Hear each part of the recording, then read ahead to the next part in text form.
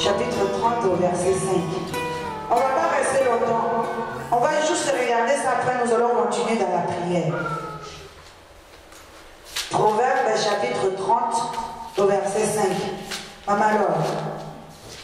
Chapitre 30 au verset 5. Je lis la parole de Dieu. Amen. Toute parole de Dieu est éprouvée. Il est un bouclier pour ceux qui cherchent en lui un refuge. N'ajoute rien à ses paroles, de peur qu'il ne te reprenne et que tu ne sois trouvé menteur. Je te demande deux choses. Ne me les refuse pas. Avant que je meure, éloigne de moi la fausseté et la parole mensongère. Ne me donne ni pauvreté, ni richesse.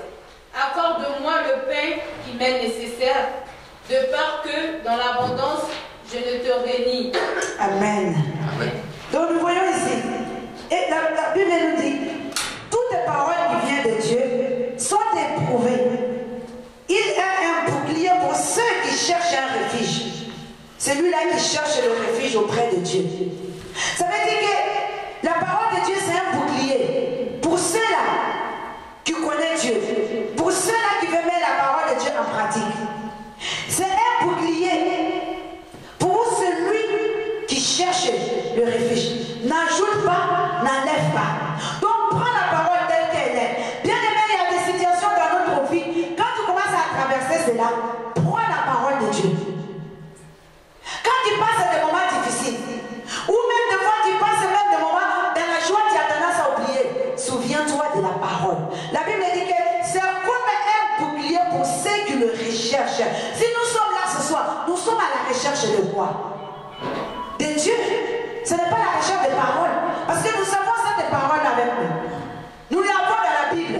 Nous avons la Bible tous les jours. Mais la Bible nous dit que la parole, c'est une bouclier pour tous ceux qui cherchent. Et après, il dit encore, c'est que je ne te demande pas des choses. Une seule chose. Une seule chose. C'est quoi la chose? Maman alors. Éloigne de moi la fausseté et la parole mensongère. Éloigne de moi de la fausseté et de des paroles mensongères. Parce que c'est quoi? Là, on a dit, la parole de Dieu, c'est un bouclier. Mais la fausseté, les paroles mensongères, avec la parole de Dieu, les deux ne peuvent pas faire le bon ménage. Soit tu es avec la parole qui est un bouclier, qui va te protéger, qui va te préserver. Soit tu as celui-là, soit tu as les paroles de fausseté, celui-là qui va t'exposer. Les paroles mensongères, celui-là qui va t'exposer. Au point où, à un moment donné, celui qui ment, à un moment donné, plus personne ne te considère. Dès que tu dis j'ai dit, on croit seulement. Il a dit j'ai dit, oui, c'est vrai, il a vraiment dit j'ai dit. Il n'y a que ça qui est la vérité. Mais tous ceux qui sont derrière, on ne te considère pas. Autrefois, il y avait des gens qui te respectent. Il y a des gens qui te considéraient.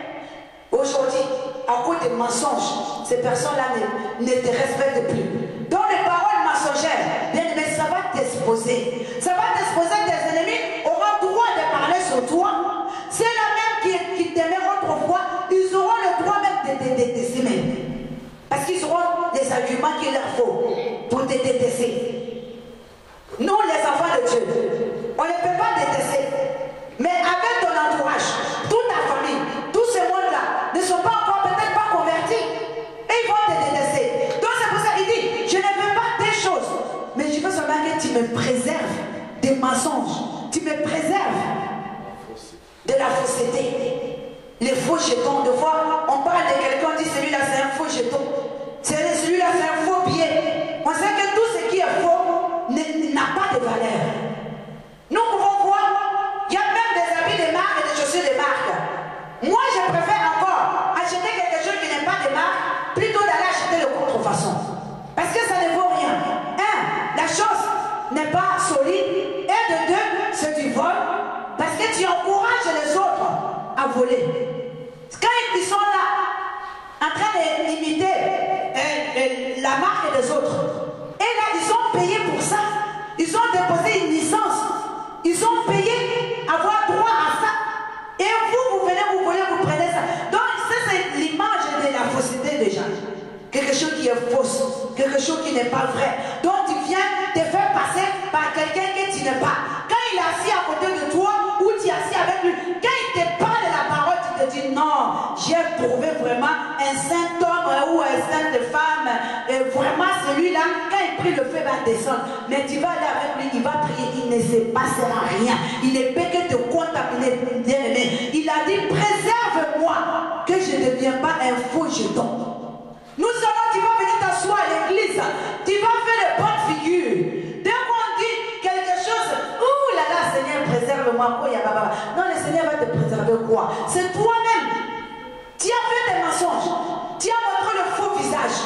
Tu montres ce que tu n'es pas. Non, nous devons être nous-mêmes et prendre la parole de Dieu pour faire le bouclier. Celui qui est fausse, celui qui ment, c'est quelqu'un qui manque d'assurance. Lorsque nous voyons souvent, tu vas voir des chefs de gang, c'est quoi? C'est les plus peureux. Les chefs de gang, c'est les plus peureux. Mais ils manipulent les gens avec des paroles. Quand il y a quelque chose, il va envoyer ses petits. Ce sont ces petits qui vont faire le combat, qui vont faire mener la bataille.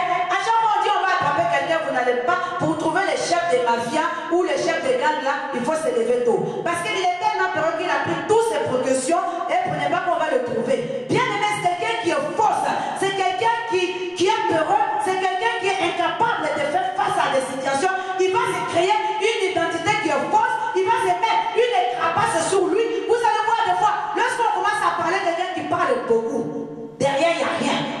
Il parle beaucoup pour se protéger. Il met une carapace.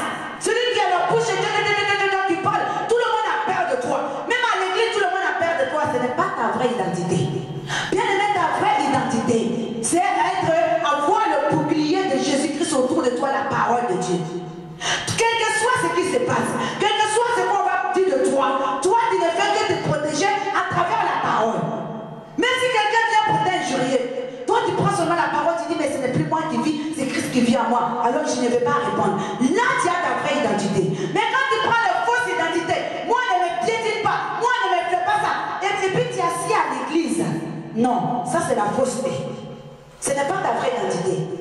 Celui-là qui est assis à l'église, qui écoute la parole de Dieu, qui met la parole de Dieu en pratique, même si on te gifle, tu acceptes, parce que ta vraie identité, ce n'est pas la violence. Même si on vient pour te critiquer, ou on a volé ton mari, ou on a volé ta femme, toi ton combat, ça se passe dans le secret entre toi et Dieu. Tu ne peux pas venir taper ta poitrine comme ça devant les autres. Tu vas voir qui je suis. Tu as volé mon argent, tu m'as fait la fausse promesse. Moi, en tout cas, je vais aller devant tout le monde, je vais te foutre. Ce n'est pas ta vraie identité, ça c'est une fausse identité, bien aimée. Tu as pris en toi, tu deviens violent. Oh, la Bible nous dit qu'il faut donner l'autre jour, soit ta giflé là, donne l'autre là. Mais ta vraie identité, elle est où? Ta vraie identité, elle est où? Il a dit, la Bible dit que toutes tes paroles sont éprouvées. Ceux qui la recherche, c'est un bouclier pour eux. Mais tu veux quoi? Je ne te demande même pas des choses. Je te demande seulement une seule chose. Éloigne-moi de la fausseté et des paroles mensongères.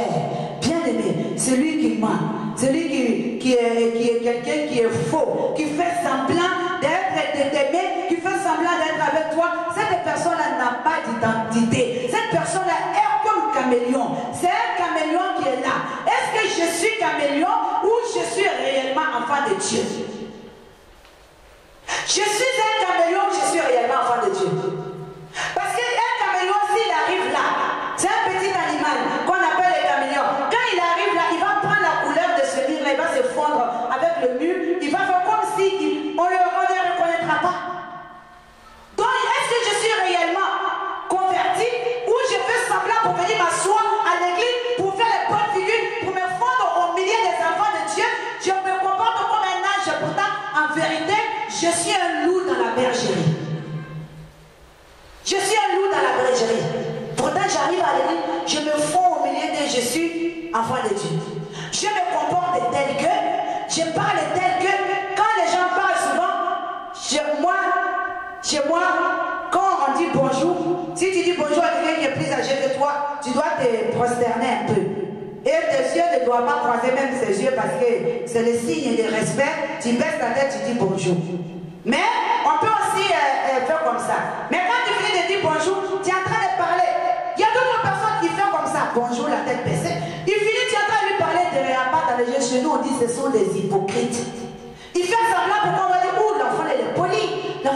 comme ça. L'enfant, il est comme ça. Mais derrière, quand vous voyez ce que la personne a fait derrière, c'est grave. Est-ce que tu es caméléon ou tu es réellement converti, ou tu es réellement enfant de Dieu, ou tu as vraiment le bouclier de l'Éternel dans ta bouche, ou tu as vraiment, ou c'est les paroles mensongères dans ta bouche que tu viens de fondre au milieu des enfants de Dieu. Et c'est toi qui vois tout. Tout ce qui se passe à l'église, c'est toi qui vois. Tout ce qui se passe dans la vie privée des autres, c'est toi qui vois. Pourtant, tu as le bouclier. Pendant que l'autre, il a le bouclier, toi, tu viens lancer les flèches. Bien aimé, nous allons prendre le bouclier, qui est la parole. Il a dit, c'est un refuge. C'est un refuge pour ceux. C'est un bouclier pour ceux-là qui cherchent le refuge auprès de lui. Donc c'est un bouclier. Nous allons prendre le bouclier de l'Éternel ce soir. Ce soir, tu vas prier. Tu vas demander à Dieu. Même s'il y a des caméléons, moi je refuse d'être un caméléon à l'église. Je refuse de faire semblant d'être un bon chrétien alors que je ne l'ai pas. Seigneur, je veux avoir mon identité à moi. Je ne veux pas être quelqu'un qui fait semblant d'aller déménager aux autres. Oui, c'est vrai, il faut s'adapter. Quand tu arrives à un endroit, il faut s'adapter. Mais ça, ce n'est pas le royaume de Dieu. Dans le royaume de Dieu, on n'a pas besoin de s'adapter parce que c'est notre vraie identité. Moi, aujourd'hui, j'arrive chez moi. Je parle ma langue. J'arrive dans mon village. Personne n'est étonné de voir que moi, je parle ma langue. Personne n'est étonné de voir que je me suis adapté. Parce que j'ai grandi là-bas. Je n'ai pas quitté le village à l'âge de 30 ans. Les 30 ans, on m'a trouvé dans mon chemin en train de courir là. Je n'ai pas quitté le village à l'âge de 35 ans. Tout ça là me trouve dans mon chemin là. Donc j'ai quitté le village là-bas. Je n'avais pas encore 30 ans. Mais je n'avais pas non plus 2 ans. Je connais les choses. Si aujourd'hui, j'ai les sœurs là, ils m'appellent. Quand je parle notre langue, des fois, ils me disent, dis donc, depuis tout ce temps-là, tu as gardé ça. Mais ils ne sont pas étonnés si que ça. Parce qu'ils savent que c'est notre dialecte. C'est notre langue à nous. Donc c'est normal. Nous n'avons pas besoin de faire semblant pour s'adapter à l'église. À l'église, on va s'adapter à quoi? Non, on met tout simplement la parole de Dieu en pratique. Je n'ai pas besoin de te supporter ou que toi tu me supportes parce que je suis à tout supporter déjà à la croix. Du moment où je mets la parole en pratique et que la parole de Dieu est un bouclier pour moi, je ne supporte personne. Personne ne va me supporter parce que la parole de Dieu est un bouclier. Quel que soit ce qui va être lancé contre moi, ça ne peut pas m'atteindre. Les paroles, les regards, les façons de penser qui sont lancées contre moi, ça ne peut pas m'atteindre parce que j'ai déjà le bouclier qui est la parole de Dieu en moi. Donc du coup, je n'ai pas besoin de m'adapter. On a besoin de l'adaptation lorsqu'on n'a pas le bouclier de Dieu en nous.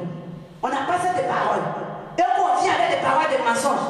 Et je viens pour voir, j'ai entendu parler de l'ère église là, je viens, ça c'est des paroles mensongères parce que tu n'avais pas besoin de venir voir. Viens pour voir Jésus, viens pour rencontrer Jésus. Ne viens pas dans l'ère église pour voir, n'y va pas dans l'ère église pour voir. Ça c'est les paroles mensongères. Et quand tu viens maintenant, tu es obligé de t'adapter. Alors, tu es caméléon. Tu es caméléon maintenant. Nous allons nous tenir debout dans la présence de Dieu. Tu vas prier ce soir. Tu vas dire à Dieu que tu refuses la vie, le temps d'adaptation. Tu dis je refuse le temps d'adaptation. Je ne suis pas un bébé qui va aller à la crèche pour dire qu'il faut un temps d'adaptation. Non. Je ne viens pas demander le boulot ici pour dire qu'il y a un temps d'essai. Non. Je suis dans la maison de mon Père. Je n'ai pas besoin de temps d'adaptation. Alors je refuse ce temps d'adaptation et je prends la parole de Dieu comme un bouclier au nom de Jésus. Prie à l'Éternel maintenant. C'est là qu'ils veulent t'éprouver pour voir. Ils veulent voir qui tu es, comment tu es. Ils veulent venir te provoquer pour voir. Si tu restes là ou si tu ne restes pas là. Si tu quittes ou si tu ne quittes pas. Tu dis je refuse tous les tests. Toutes les tests qu'on se prépare pour faire contre moi. Tous les tentations. Je refuse tout cela au nom de Jésus. Je prends le bouclier. Je prends le petit bouclier. Je prends le grand bouclier. Et l'Éternel des armées. Toi, tu te tiens à la brèche pour moi. Toi, l'Éternel des armées. Tu te tiens à la brèche pour moi.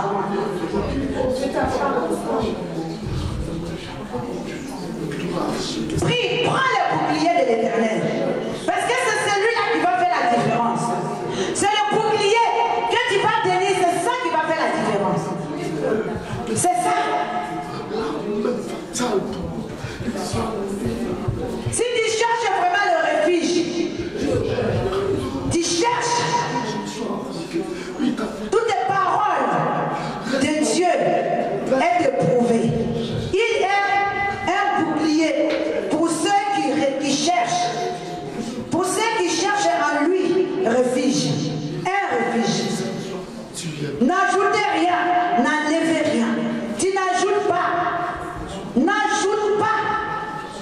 De peur qu'ils ne te reprennent. De peur qu'on te les reprend.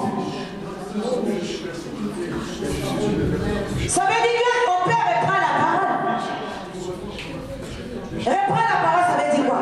Ça veut dire que si tu ajoutes ou si tu enlèves, que tu ne mets pas en pratique, ta prière ne sera pas exaucée. Donc la parole que tu vas confesser, ces paroles-là ne vont rien faire dans ta vie. Ces paroles-là vont te retourner. Je ne sais où. Parce que ces paroles qui n'est pas complète ne viennent pas de Dieu. Il a dit n'ajoute pas, n'enlève pas. Je te demande seulement une seule chose, pas deux. Ne me refuse pas.